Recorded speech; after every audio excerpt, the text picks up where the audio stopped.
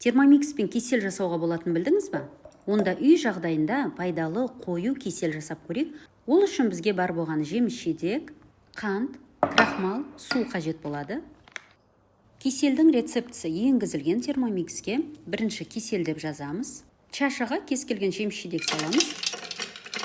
Әрі қарай қант. Қақпағын жауып 10 секунд 10-шы жылдамдықта езіп аламыз.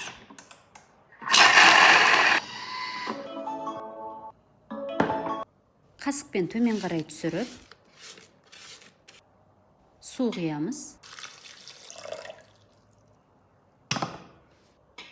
11 минут қайнатамыз. Осы уақытта термомикске таразы функциясын қосып, су мен крахмалы өлшеп аламыз.